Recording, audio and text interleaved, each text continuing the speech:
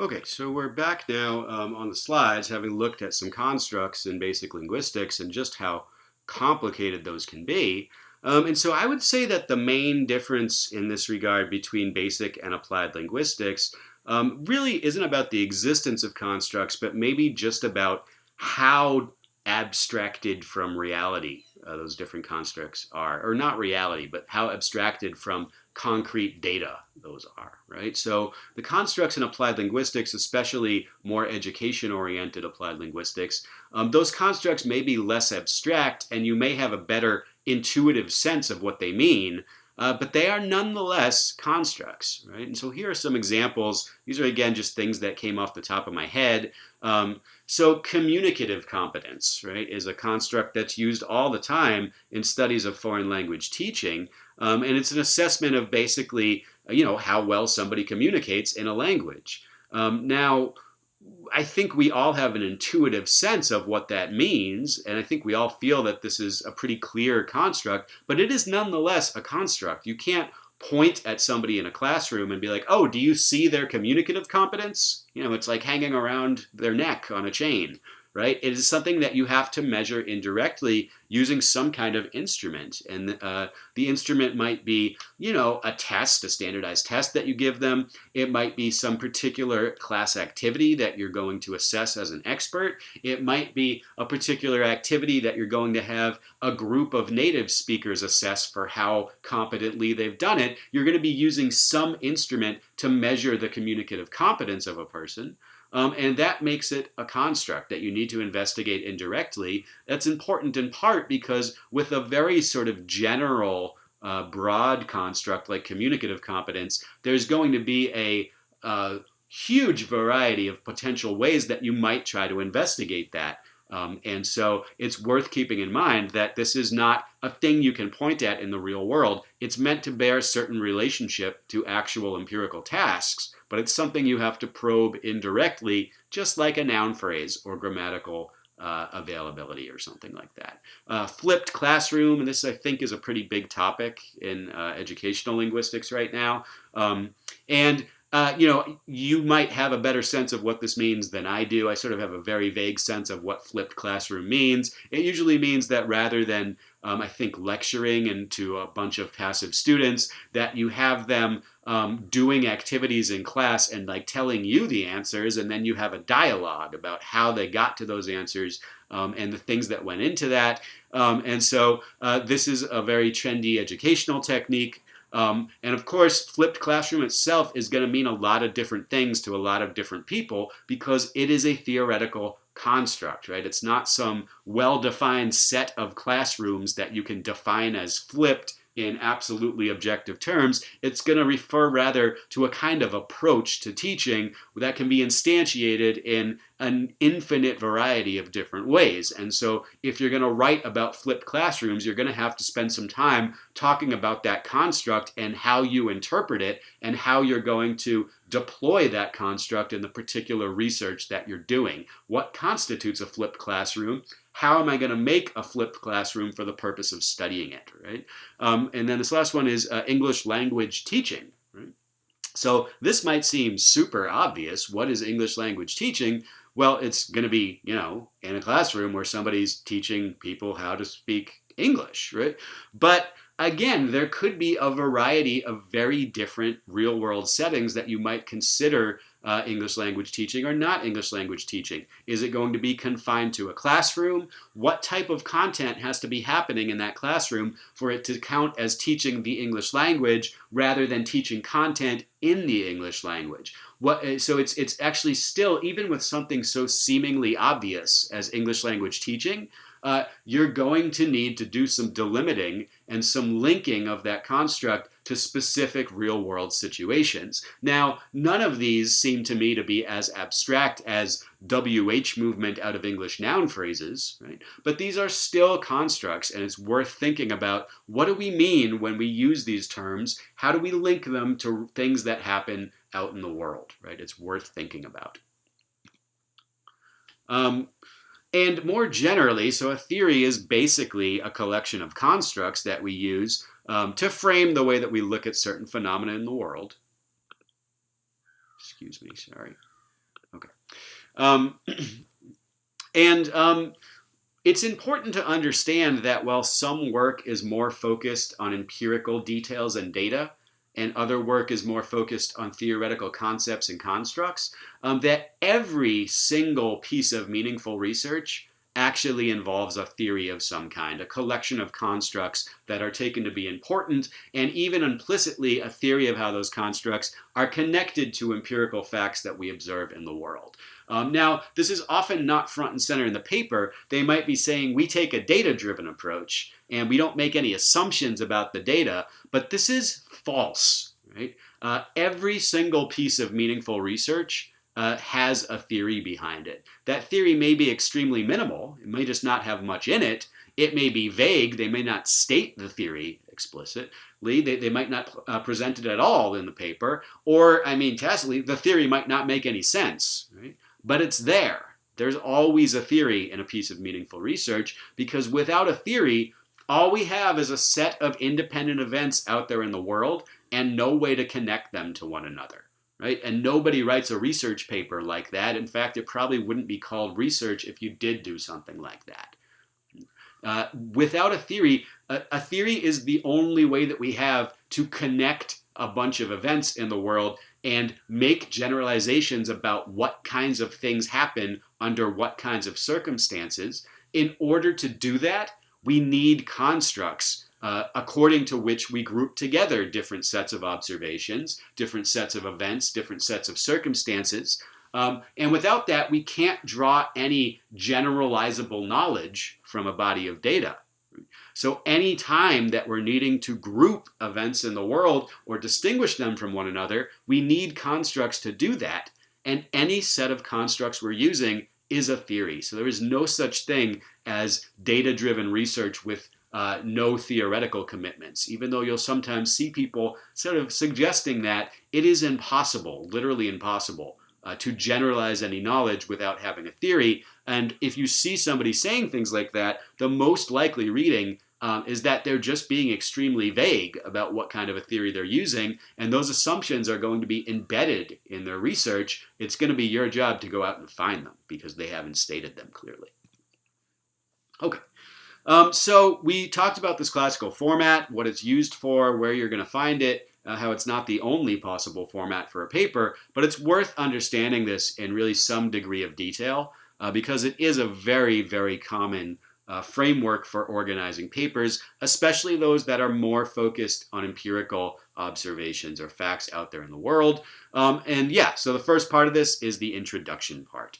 The introduction serves a number of different purposes. This is often the hardest part to write in the entire paper because it involves really bringing together a large amount of already known stuff and reasons to be interested in unknown stuff and ways of constructing questions out of it. So it can be very difficult to write. This is going to be the vast majority of the work that you'll do on your final project in this class. The introduction part is going to be by far the most time-consuming and effort-intensive part of this because it really involves synthesizing and presenting a lot of previous knowledge. So here's one of the things an introduction might do. It's going to be framing your research. What does that mean? Well, it's going to describe the general phenomenon that you're investigating, and that's going to include not all previous published work, but definitely all the relevant previous published work on that phenomenon that you can find. If I'm writing about, the Spanish trill sound, I'm going to want to talk about what previous authors have said about the Spanish sound system, about trills in particular, trills across languages, and the Spanish one specifically. Right? Depending on how narrow the paper is, you might need to have a second section where you go from the general kinds of thing that you're talking about to the more narrow thing that you're going to be investigating in this paper. Right? So my paper is broadly about this theoretical approach to sound systems, and I'm going to talk about that a bit, but then also I'm going to be focused on this one specific sound system in this language, so let me also introduce that. And part of the introduction here is to lay out the constructs that you're going to be using in the paper. So I'm going to be using this concept of closed syllables, and here's what I take closed syllables to mean in terms of the theory. Here's how it connects to other constructs, and here's how I'm going to use observable data to assess the viability of this construct. And you might want to talk also here about previous literature. So others have used these constructs in previous work, and here's a plausible reason to believe that these constructs are useful or real in some way. Right? So that's something you'd also want to do here. Justify your theoretical constructs. You then want to introduce the question that you're going to be asking. Every piece of research seeks to find out something that wasn't known before we started, and that's often framed as a research question, right? So this phenomenon, this phenomenon or the phenomena that I'm looking at, I've told you a little bit about what they are. Here's something we don't know about these things, and I'm going to try to answer that. And maybe in the introduction, I'll also give you a brief summary of what I end up saying in the end after we've done the study. That's sort of optional, but often useful to guide the reader in the future. In the later parts of the paper. Well, I'm going to end up saying this thing, just so you know, right? The approach, this is going to be probably more extensive in theoretical papers, although even in experimental papers, you're going to want to say something about different ways that people have approached the questions of interest or related questions. And in particular, if there's some different overarching theories or theoretical frameworks that different people work in, you briefly want to explain what are those theories like, what are the differences between them, and do they make different predictions about what the answer to my research question ought to be? How do we get at that aspect of the research? Well, you're going to need to make clear the relationship between the constructs that different theories use and how those relate to specific empirical, that is, real world kinds of observable facts, right? So maybe this approach to sentence processing predicts that it ought to be slower to process these kinds of sentences because of this construct of late attachment. Well, this other approach to processing predicts the opposite thing because there's a different construct called minimal domains that predicts the opposite pattern or something like that.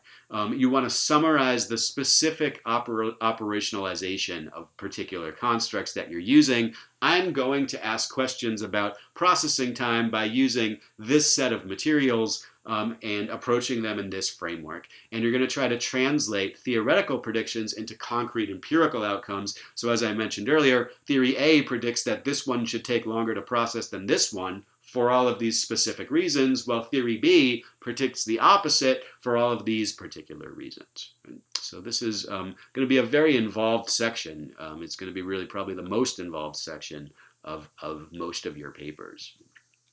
And then this last part is optional. It's something I like to do when I write papers, is to end the introduction section with a paragraph that outlines what the rest of the paper is going to look like, right? So this helps the reader situate themselves. Where am I in the paper and where are we going next? And that's also one of the most important functions of the introduction section, is to give somebody a global idea of how the paper is going to work so that as they're reading further parts of it, they have some notion of where they are and where they're going in the paper. So this pre-summary might say, well, now that I've told you everything there is to know about these different kinds of sound patterns or sentences or educational techniques that I'm looking at, in section 2, I will summarize my empirical approach to measuring the thing I'm interested in.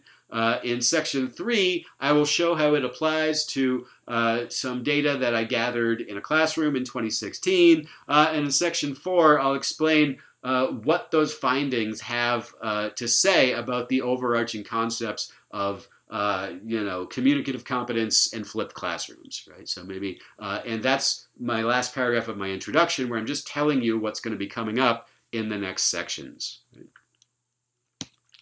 Now, the methods section here, the basic sort of thing you have to accomplish here is to give enough information about what you did in your study that a reader could replicate the study, that they could go do a study that's similar enough that they're going to get the same results if they did it over again. So that said, that's a very simple description. There's some buried complexity in here. So gives enough info. Well, that concept of enough info, it depends almost entirely on what kind of research is being done. Right? So in particular, some methods like linguistic elicitation that you might do with a speaker of an underdescribed language or an endangered language, some of these methods are simple enough that nobody's really actually going to describe them in the paper. So I got these linguistic judgments from a native speaker of Papagai through fieldwork and elicitation, and that's taken a shorthand for this whole suite of methods that where you think that everybody who knows something about eliciting linguistic data could replicate these without any additional information about what linguistic elicitation is. Now, that might be right or wrong, that you don't need more info about this. Maybe you do. Maybe nobody else is going to be able to get the same linguistic judgments from your speakers as you did. But for better or for worse, this is pretty common in theoretical linguistics. Some methods are so simple that we rarely even describe how they were done, because the idea is that anybody can reconstruct this without any more info, as long as they know something about linguistics. That said, there's also lots of more complex methods, or that might be a wrong way of putting it. There are more formal and complicated methods, and those are going to require more formal and complicated information in order for somebody to replicate them, right? So in particular, experimental work in linguistics, as in any other field, often has a huge variety of relevant details that can affect the results. And ideally, you want to have enough information in this methods section that anybody could do the same experiment as you did and get the same results just based on the description in your paper. Things you might want to do in this section, you might want to give references to similar experiments that have already been published to say, look, my methods here are based on well-established facts. I'm not just sort of making this stuff up as I go along. They were used in this paper and this paper.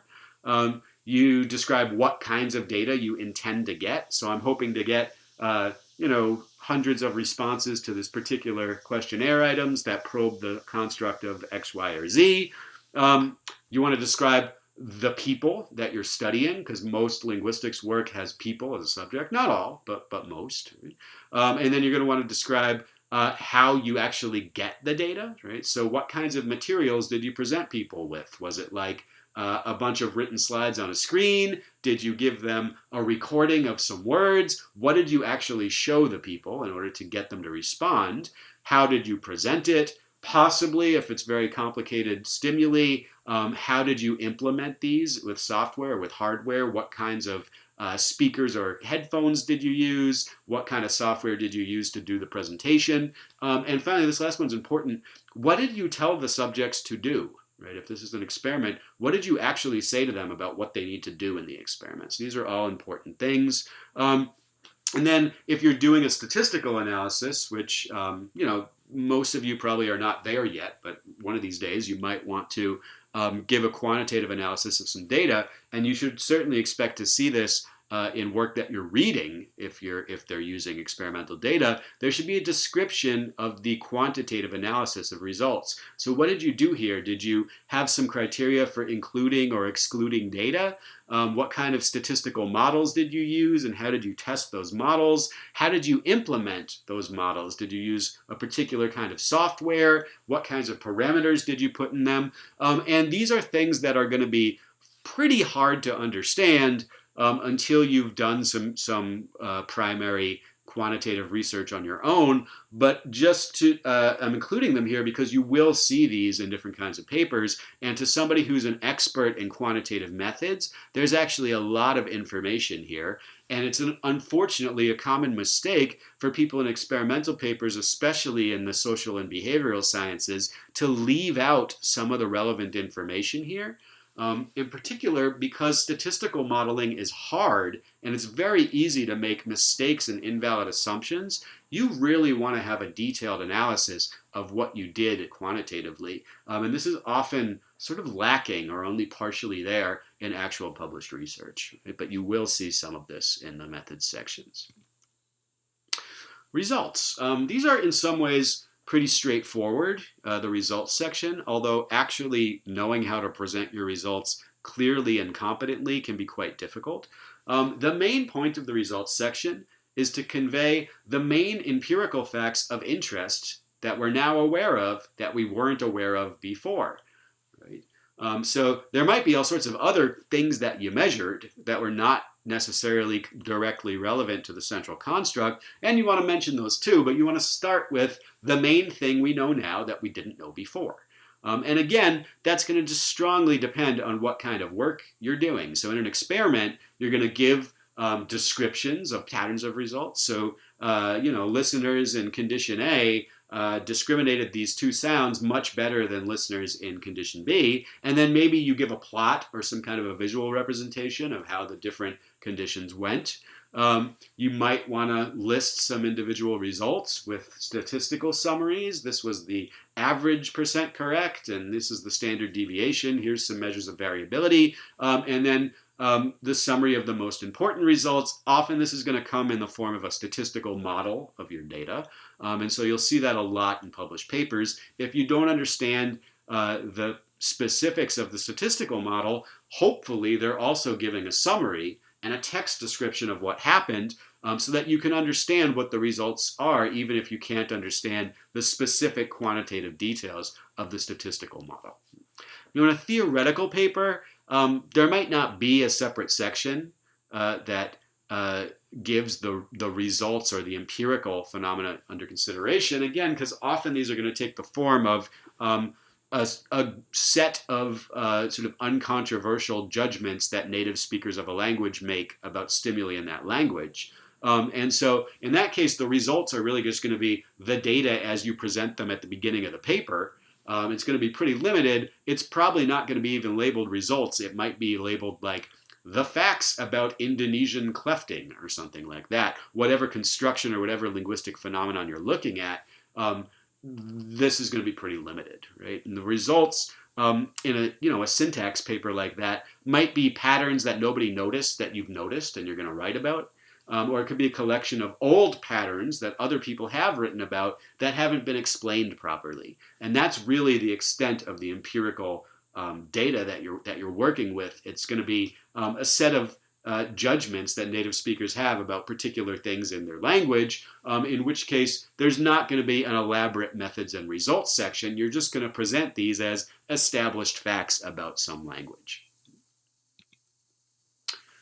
And then finally, the discussion and conclusion section. In an experiment, things you might want to do here, you might want to just restate the main results of the study in a sentence. Other times, reviewers who are reading these papers will say, why are you repeating the results over and over again? I like to repeat things. I think it's useful for readers. Other people don't, but that's a possible thing you can do in the discussion. You want to explain what the theoretical consequences are. What do we know about constructs that we didn't know when we started? How does that change our theory of the relationship and the nature of the constructs in this theory? How do they relate to one another? What is the novel way of thinking about the operationalization of these constructs that we got out of this? Explain why the particular issues or questions that you're asking in the paper have broader significance. So this is not just about the passive construction in Bahasa Malay. It also gives us some information about what passivization operations can be like cross-linguistically or something like that. Again, I'm making up these random examples just for the kinds of things that you might be studying here. And then sometimes in an experiment, you also want to talk about limitations of the study or elements of the paper that are not yet conclusive, or maybe directions that you might want to go in the future. So given our data, we can't entirely rule out the possibility that something else has affected this. If we wanted to try to address that shortcoming in a future paper, we might design a study that looked like this instead. Now, in a theoretical paper, again, this is going to mostly be what the paper is about, right? The results were sort of just these observed facts about some language that I presented real quickly in the beginning. Now I'm going to discuss these and explain what I think they have to say about different sets of constructs and theories of approaching basic linguistic facts. That's going to be most of my paper, right? And you might also spend a lot of time explaining how the collection of facts that we started out with are going to be better explained by my proposed theory than they were by previous theories. That to me fits under the rubric of discussion. But again, when you look at the actual organization of the papers, they might be very different than this 4-part format. So this is going to be most of the paper. And then as a final sort of paragraph, you can also summarize the paper in a single paragraph, restate what you found and what you think it means. Again, some reviewers will look at this and say, you keep repeating stuff. Why don't you just get rid of this? I like to have these elements repeated at multiple different levels. I find that it helps give a structural signpost to where you are in the paper, but some people don't like that. So that's basically the classical format. In the next video, I'm going to give a demonstration of how I would approach homework 2 at different levels of sort of expertise, right? So we don't all have all of the background of reading lots of primary research in linguistics. So I'm going to pick actually 2 papers, summarize them, and then give some examples of some fairly low-level like surface features that you could look at for your comparison, and then go from there a little bit more in depth about why the papers might be structured the way they are. So I'll split that out in a separate video.